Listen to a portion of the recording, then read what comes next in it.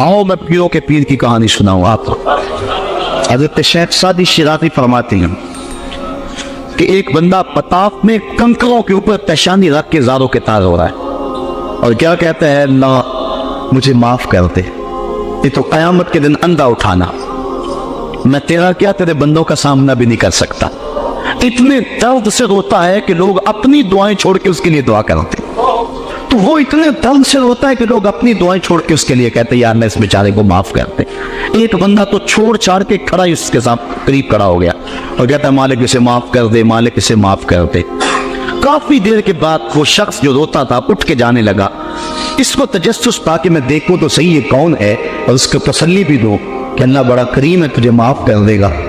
जब इसने झुक के झांक कर देखना चाहा तो चीखें निकल गई, क्यों कि फायदा हुआ शेख अब्दुल कादिर जीलानी, ये सारों किताब होने वाला वक्त का गौस शेख अब्दुल कादिर जीलानी। हजरत सिर्री सक्ती रज़ी अल्लाह ताला अन्हु ने जुनैद बगदादी को बुलाया। हजरत जुनैद बगदादी के वो मामू भी लगते हैं रिश्ते में और पीर भी लगते हैं। ये पीर मुरीद की कहानी सुना रहा, आज का पीर तो गारंटी दे रहा है ना, अल्लाह अकबर हुजूर। तो हजरत रबिया को भी जन्नत की बशारत दें और साथ कहे कसरत सुजूद से मेरी मदद करना। और पीर कहता तुझे परवाह ही नहीं है, आओ पीर मुरीद की कहानी सुना रहा हूँ। हजरत जुनैद बगदादी फरमाते हैं मेरे मामू ने तन्हाई में मुझे बुलाया और मुझे वसीयत की। जब एक वसीयत की तो मेरे पांव तले से जमीन निकल गई। कहने लगे बेटा जब मैं मर जाऊं तो मेरी कब्र बगदाद से बाहर बनाना। मैंने पूछा हुजूर क्यों? फरमाने लगे मेरी बदआमादियों की वजह से कहीं बगदाद की मिट्टी मेरी लाश को कबूल करने से इनकार न कर दे और मैं लोगों के सामने रुस्वा न हो जाऊं। ये हैं वो लोग ताता जाफा जुनूबहुम अनिल मदाजिअ, जिनकी करवटें बिस्तरों से अलग रहती हैं, अल्लाह को खौफ और तमा में पुकारते हैं, लेकिन जिंदगी का एक एक लम्हा तकवे से इबारत है। दुनिया में तकलीफें सही। हजरत इमाम जाफर सादिक सारी जिंदगी ठंडा पानी नहीं पिया, फरमाते थे क्या खबर कि इसके हिसाब पे चकरा जाओ। और आपके मुरीदीन बैठे हुए हैं, आप भी बैठे हुए, लोग बैठे हैं। कहा यार आज एक दूसरे से वादा ना करें। कहा क्या? कहा हम में से जो भी जन्नत में जाए वो दूसरों को साथ लेके जाए। गुलामों ने कहा हुजूर हम आपसे वादा करें, हम तो आपके सहारे पे बैठे हुए हैं। कहा तुम नहीं जानते आखिरत के मामले बड़े सख्त हैं। ये इमाम जाफर सादिक कह रहे हैं, ये उनकी जिंदगी है।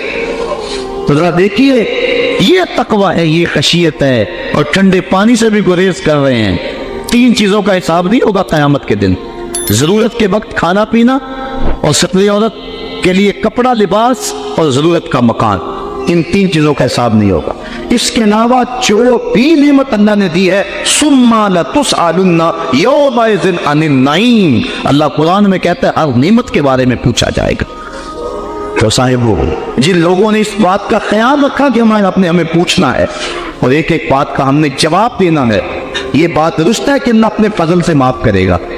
लेकिन सहरी के वक्त उठ के सिस्कियां भरने वाला और रात शराब खाने में गुजारने वाला क्या क़यामत के दिन एक सफ में खड़े कर दिए जाएंगे?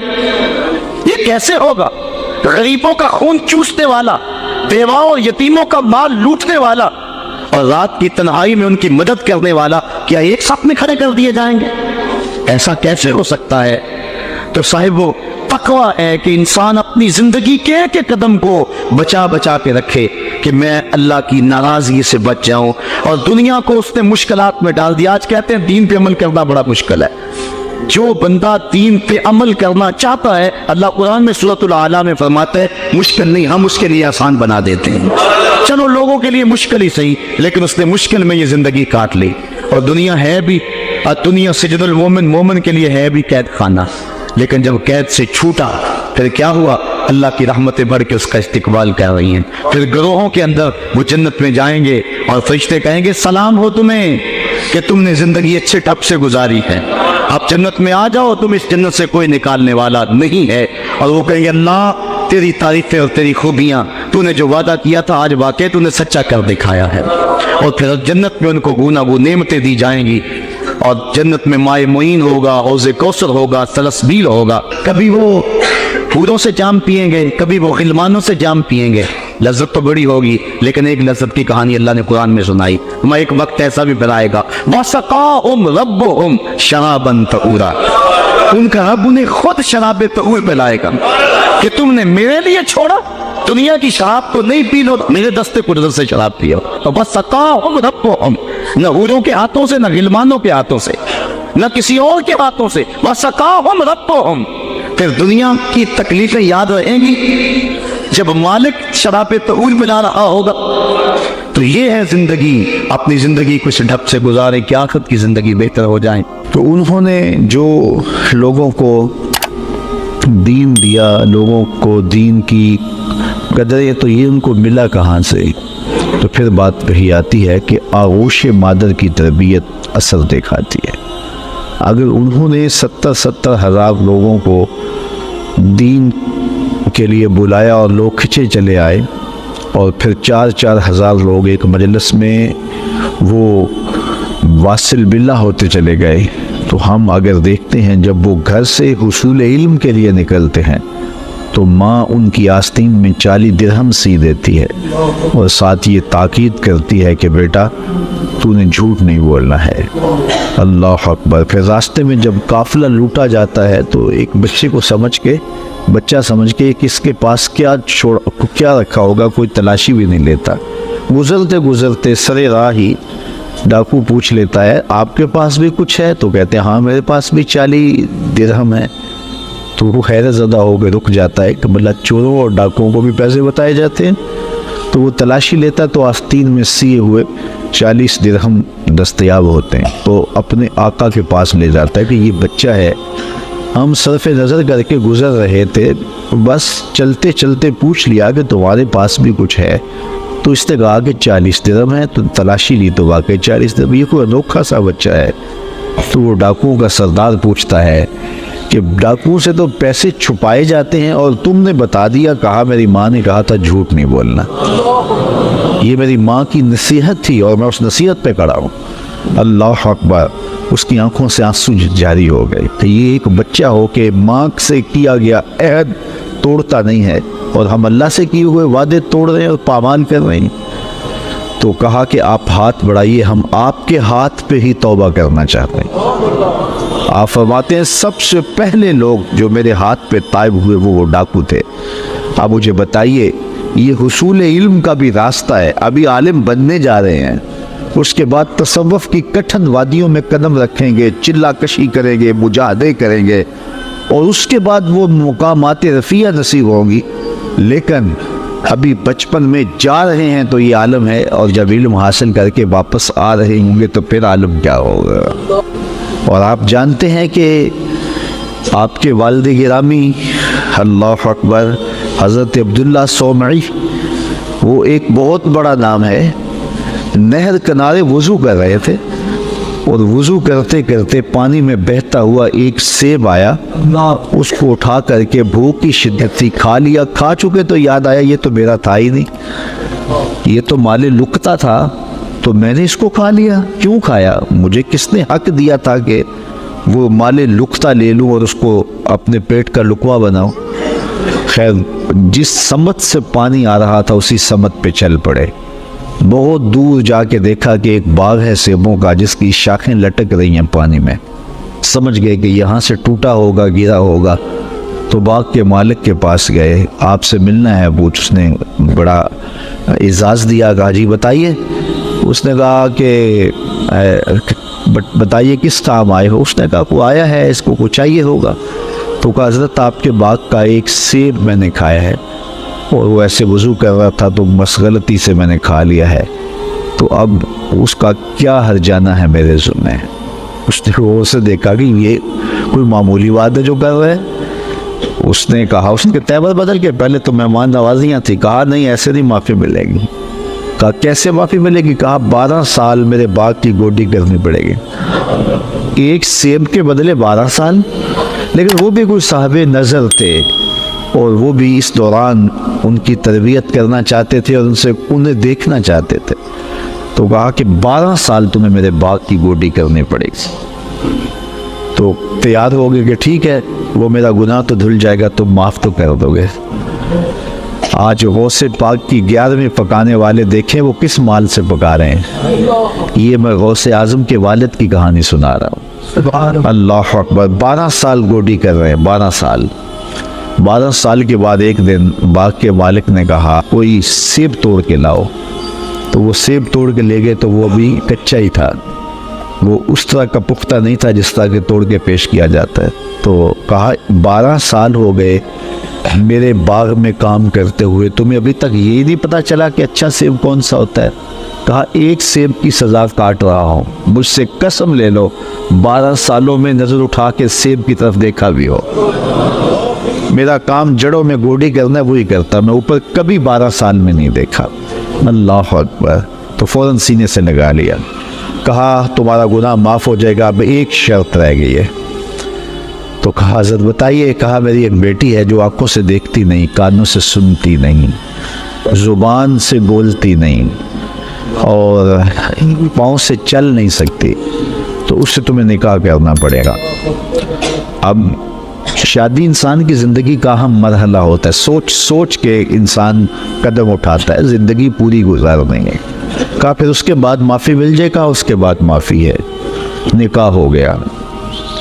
کہا جائیے اپنی جو ہے وہ دلہن کے کمرے میں، جہاں گئے تو وہاں صحیح الاعضاء ایک خاتون، ایک لڑکی منتظر تھی، تو واپس دوڑ آئے اور دوڑتے ہوئے جو ہے وہ ماتھے پہ دروازے کی چوگاٹ جو تھی وہ دروازے پہ لگی۔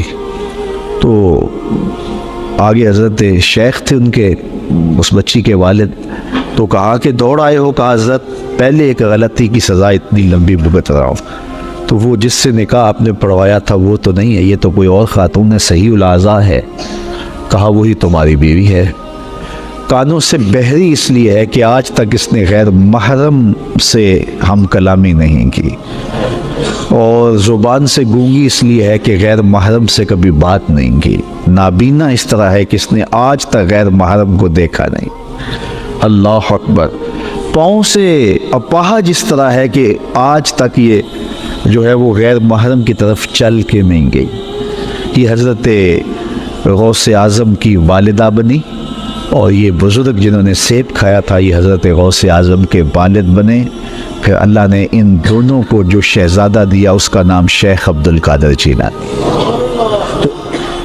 وہ کیا کسی نے کہا تھا نا کہ اچھی مائیں اچھی اولاد کی ضمانت ہوتی ہیں، اور مائیں جب اس طرح کی پاکیزہ صفت اور باپ تقوی کے اس معیار پر ہوں تو پھر بیٹے شیخ عبد القادر جیلانی ہی ہوتے ہیں۔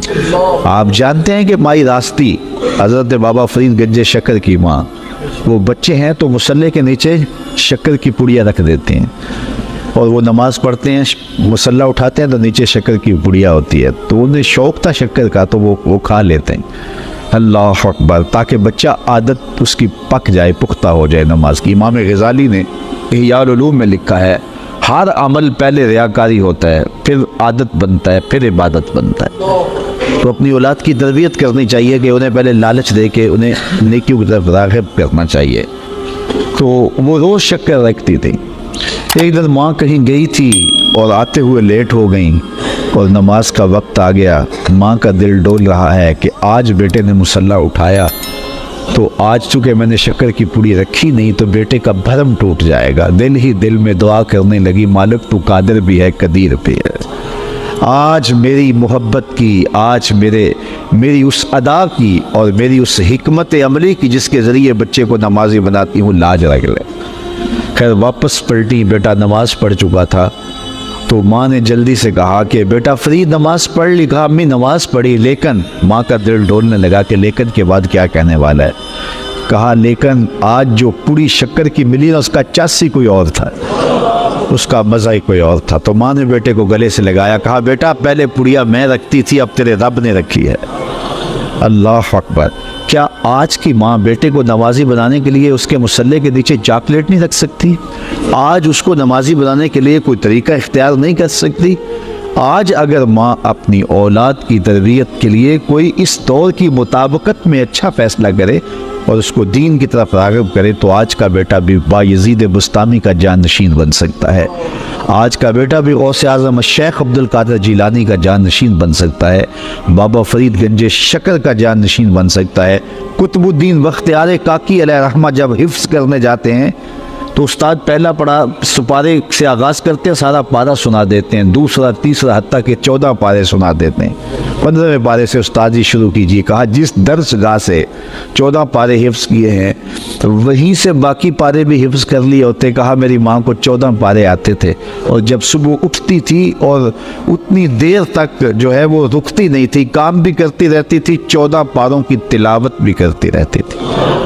اور یہ بات میں نے ماں کی آغوش سے یہ پارے سیکھ لیے ہیں۔ جب ماں ایسی ہو تو بیٹے قطب الدین بختیار کاکی بنتے ہیں۔ اقبال کہتا ہے تو نہ شناسی کہ تو نہ دانی کہ سوزے کے راتے تو دیگر گو کر تقدیر عمر را، اے میری بہن تو نہیں جانتی اگر تو بہن ہو کے قرآن پڑھے تو عمر کی تقدیر بدلتی ہے، اور اگر تو ماں ہو کے قرآن پڑھے تو بیٹا نیزے کی نوک پہ قرآن سناتا ہے۔ تو ماؤں کو خاص طور پہ اپنی اولاد کی تربیت کے اندر کوشاں ہو جانا چاہیے۔ یہی حضرت غوث اعظم رضی اللہ تعالیٰ عنہ کی تعلیمات ہمیں بتاتی ہیں۔ ہر انسان کے ساتھ ایک محافظ فرشتہ پیدا کیا، اور اگر وہ محافظ فرشتہ انسان کے ساتھ نہ ہو، شیاطین انسان کو ویسے مار ڈالیں، انسان کو قتل کر ڈالیں اگر اللہ نے حفاظت کے لیے فرشتہ معمور نہ کیا ہو۔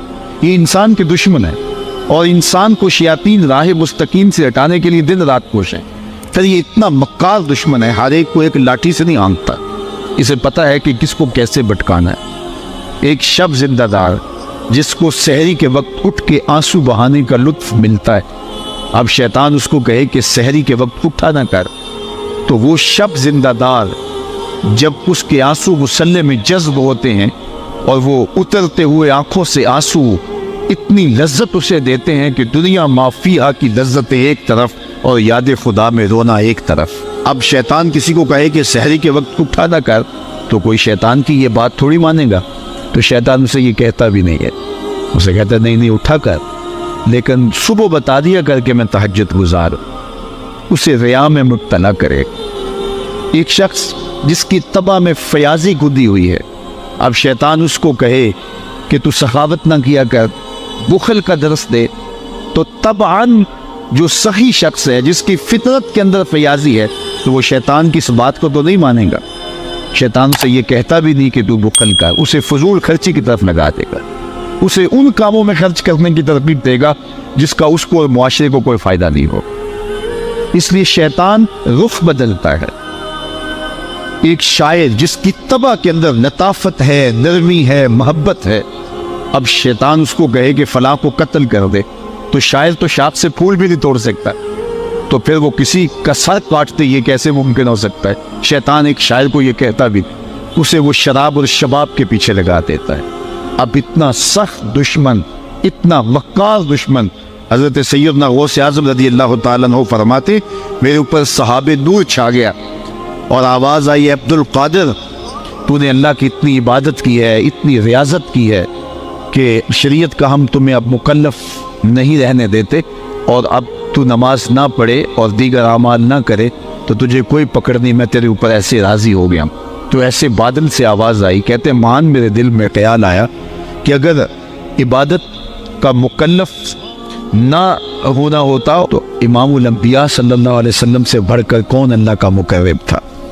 حتیٰ تتورم قدماہ، حضور جب نماز پڑھتے اور اس قدر لمبا قیام کرتے حضور کے مبارک پاؤں سوج جاتے، لیکن ان کو تو کہا گیا وَاعْبُدْ رَبَّكَ حَتَّى يَأْتِيَكَ الْيَقِينُ، انہیں تو کہا گیا کہ آخری سانس تک اللہ کی عبادت کرنی ہے، تو میں کون ہوں کہ مجھے کہا جائے کہ تو اب عبادات کا مکلف نہیں رہا، کوئی بات نہیں ہے۔ تو کہتے ہیں میں لا حول ولا قوت الا باللہ پڑھا تو وہ جو مجھے نور نظر آ رہا تھا وہ سیاہی میں بدل گیا۔ تو وہ ابلیس تھا جو اس رنگ میں مجھے بھٹکانا چاہتا تھا، کہا عبد القادر اس مرتبے پہ پہنچے ہوئے کتنے لوگوں کو میں نے گمراہ کر دیا، تیرے علم نے تجھے بچا لیا۔ تو میں نے کہا ظالم میرے علم نے مجھے نہیں بچایا، میرے اللہ کے فضل نے بچایا۔ تو کہا پھر بچ گیا ہے، کئی میں نے یوں لوٹ لیے۔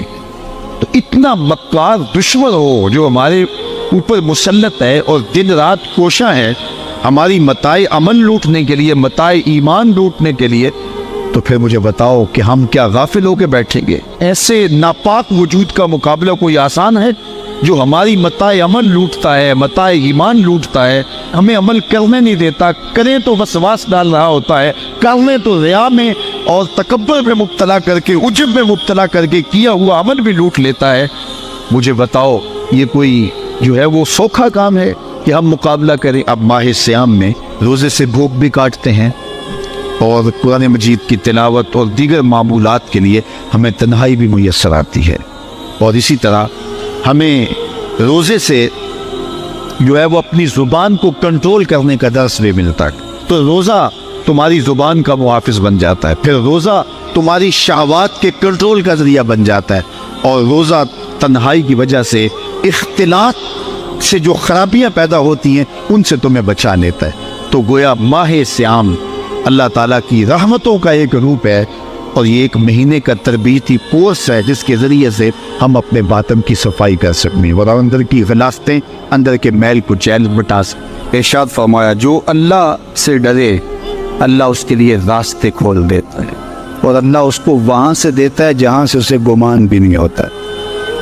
وَمَن يَتَوَكَّلْ عَلَى اللَّهِ فَهُوَ حَسْبُهُ، اور جو اللہ پر بھروسہ کرے اللہ اس کے لیے کافی ہو جاتا ہے، اس کی ضروریات کا وہ خود کفیل ہوتا ہے، اور اس کے کام اس کے ذمہ کرم پہ ہوتے ہیں، وہ ہو کے دیکھے اس کا۔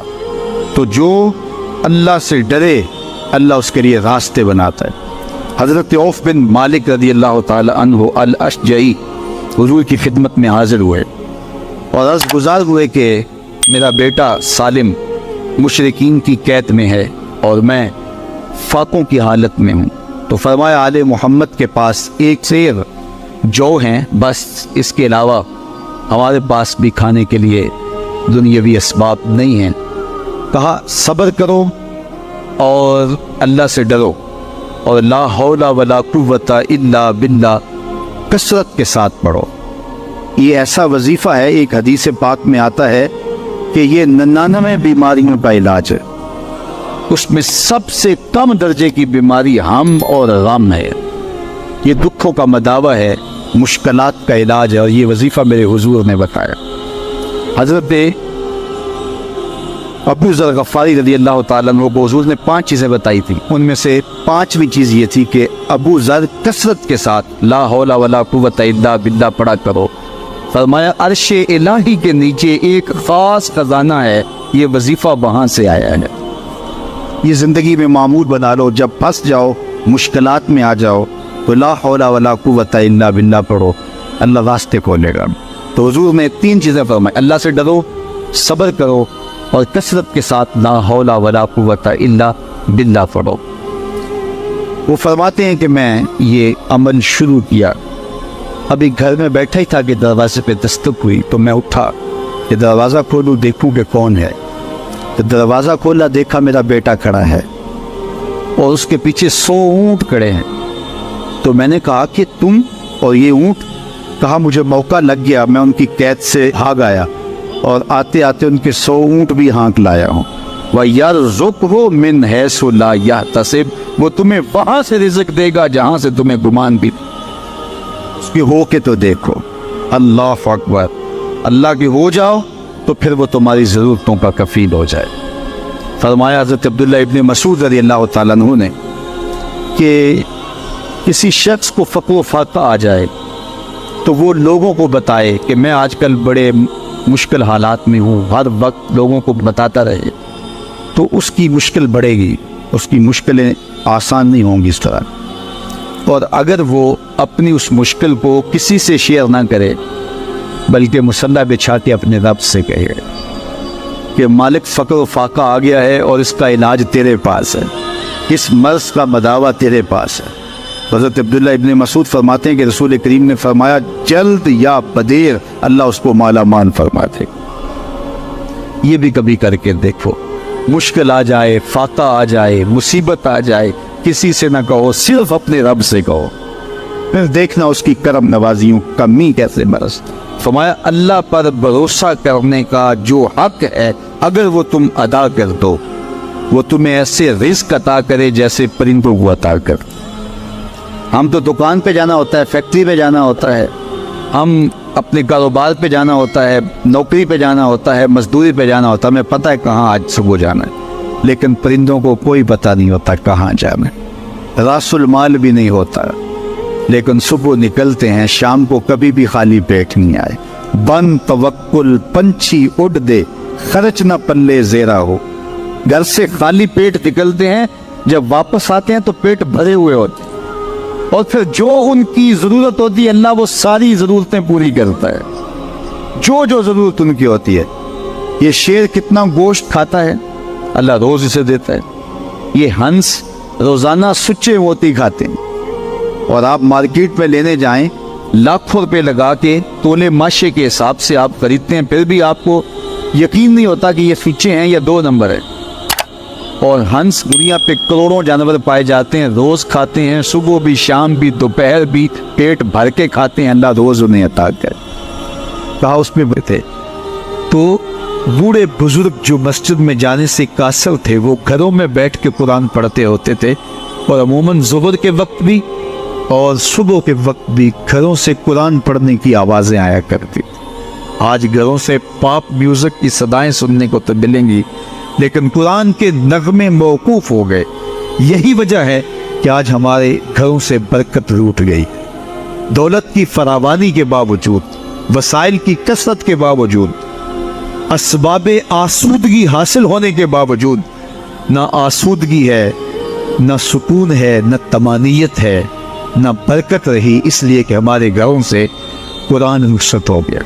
آج صبح اٹھ کے فیس بک کا چہرہ تو دیکھتے ہیں، لیکن قرآن کا نقشہ نہیں دیکھا جاتا، تو برکت کے قافلے گھروں سے رخصت ہو گئے اور گھر برکتوں اور رحمتوں سے خالی ہو گئے۔ آج بھی اگر ہم نے گھروں میں برکتوں کو واپس بلانا ہے، رحمتوں کو اپنے گھروں میں واپس لانا ہے، تو قرآن مجید کی تلاوت کو اپنے معمولات میں شامل کر لیجئے گا۔ پھر گھر میں آسیب کا سایہ نہیں ہوگا، ٹونا اور جادو نہیں ہوگا، پھر کسی بابر بلنگ کے پاس جا کر کے آپ کو اپنے مسائل نہیں بتانے پڑیں گے۔ آپ کے گھر میں قرآن ہے، سارے دکھوں کا علاج اسی مرشد کے پاس ہے، ساری مصیبتیں اور ساری مشکلیں اور سارے مصائب اسی قرآن کے دامن سے دور ہوتے ہیں، اور اسی قرآن سے وابستگی سے گھر میں برکتیں اترتی ہیں۔ پھر آپ کو نہ آسیب، نہ جادو، نہ ٹونا، اور نہ کسی نے کوئی بندش کی ہے، نہ کسی نے کوئی مسئلہ کیا ہے، کچھ نہیں ہوگا۔ آپ کے گھروں پہ رحمتوں کے سائے ہوں گے، اس لیے کہ آپ کے گھروں میں قرآن جب تلاوت ہوگی تو رحمتوں کے فرشتوں کا نزول، تو جب رحمتوں کے فرشتے تمہارے گھر میں اتریں گے تو پھر کوئی مصیبت، کوئی پریشانی، کوئی بندش، کوئی دکھ آپ کے گھروں میں نہیں ہوگا۔ اس لیے قرآن مجید کی تلاوت کو اپنے معمولات زندگی میں شامل کیجیے۔ دیکھیے یہ رمضان المبارک کا مبارک مہینہ اکثر گھروں کے اندر قرآن مجید کی تلاوت کا معمول رہا، اور جو دن باقی ہیں ان ایام میں تلاوت کلام مجید کا معمول باقی رہے گا، تو اس کی برکتیں آپ اپنی آنکھوں سے دیکھ رہے ہیں۔ اور اگر یہ پورا سال ہمارے گھروں میں معمول باقی رہے، ہماری صبح کا آغاز ہی قرآن مجید کی تلاوت سے ہو، بیٹیاں بھی قرآن کھول کے صبح بیٹھ جائیں اور بیٹے بھی قرآن کھول کے بیٹھ جائیں، بوڑھے بھی قرآن کھول کے بیٹھ جائیں، جوان بھی قرآن کھول کے بیٹھ جائیں، تو مجھے بتائیے کہ کتنی رحمات اور کتنی برکات کا گھروں میں نزول ہو۔ تو اس لیے اپنے گھروں میں قرآن مجید کی تلاوت کے معمول کو کبھی بھی ترک نہ کیجیے، چاہے روز کے 2 صفحے پڑھیے، قرآن مجید کی تلاوت کے معمول کو باقی رکھیے، اور اگر اللہ آپ کو نصیب کرے تو اس کو مفہوم اور ترجمے کے ساتھ پڑھنے کی کوشش کیجیے، تاکہ قرآن کا جو ہمارے نام پیغام ہے وہ بھی ہم سمجھ پائیں کہ قرآن ہمیں کیا بتا رہا ہے اور ہمیں کیا میسج دے رہا ہے، تاکہ ہماری زندگیاں اس پاکیزہ کتاب کی روشنی اور کتاب کے اجالوں میں بسر ہو۔ اور یہ کتاب اللہ کا تیسرا حق ہے کہ اس کو مفہوم و مطلب کے ساتھ سمجھنے کی کوشش کریں۔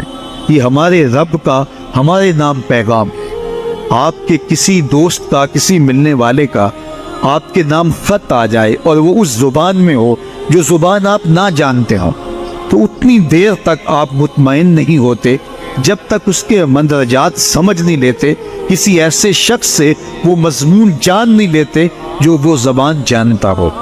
تو ہمارے رب کا ہمارے نام یہ میسج ہے، ہمارے نام یہ پیغام ہے رسول کریم صلی اللہ علیہ وآلہ وسلم کی وساطت سے۔